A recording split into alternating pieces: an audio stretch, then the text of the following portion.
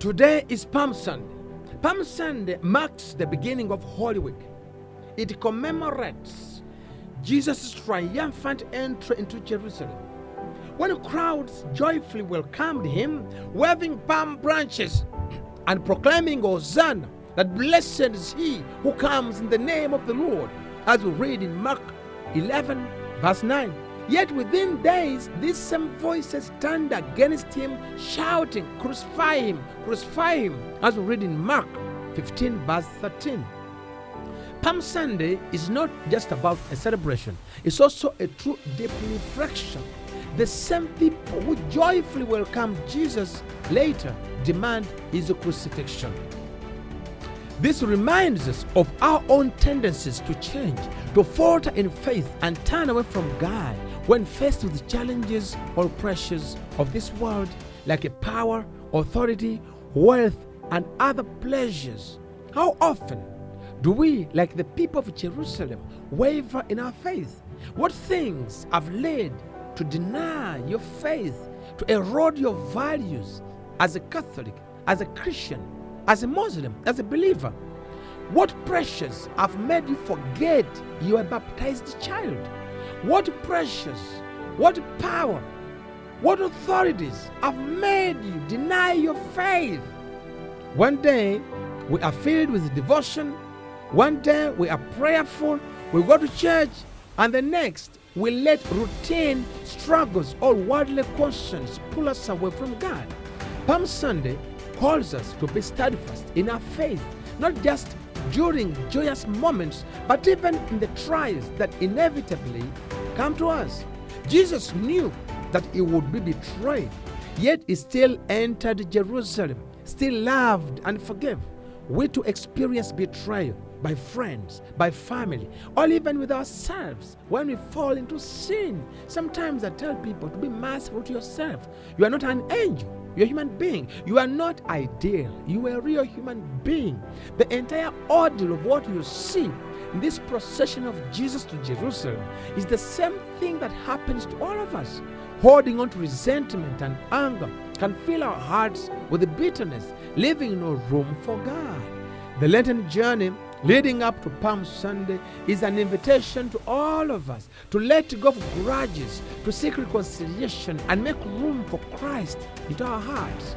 Just as Jesus forgave those who abandoned him, we are called to forgive, so that we can truly welcome him into our lives. As we begin the Holy Week, ask yourself, do we allow faith to be shaped by emotions and circumstances like those shouting Hosanna, or is it rooted in true commitment? Let us always remember that God is in control, and Jesus knew it, even when life changes so fast. Just as Jesus went from hero to crucified in a week, our lives can change instantly. Today things are okay, tomorrow they may not. Today you have the job, tomorrow you may not have it. Today you are healthy, tomorrow you may be sick. Today you are happy, tomorrow you may be sad. Palm Sunday teaches us that God remains in control even when situations change or turn chaotic. May you keep the faith during times of uncertainty. Palm Sunday also teaches us courage. Jesus knew that while people praised him, the praise will fade at some day. But the people's love can fade. God's love remains constant. When recognition or support wanes or dwindles, lean on God, lean on Christ. His steadfast presence in your changing tides will empower you to stand firm, will leave you unshaken by the ordeals of life.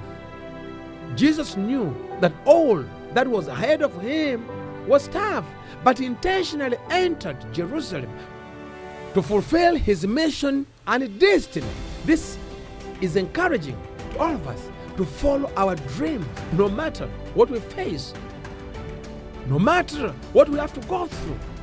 Let us not be devastated by fear and naysayers, as the Lord needs us. You remember the story or the statements about the donkey In the Gospels of today, the Lord needs it, just as the disciples were told to say the Lord needs it regarding the donkey. This day reminds us that God can use our lives, talents, and resources to foster His mission.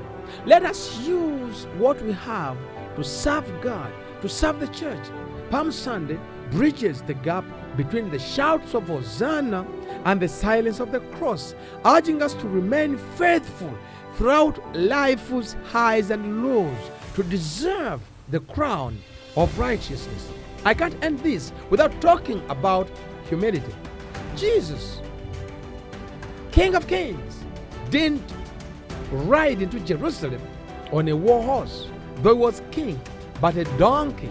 A donkey is a symbol of peace and humility.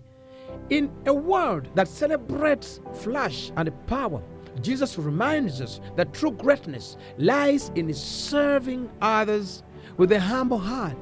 When life tempts you to chase status, remember Jesus' example. Shine through kindness and grace.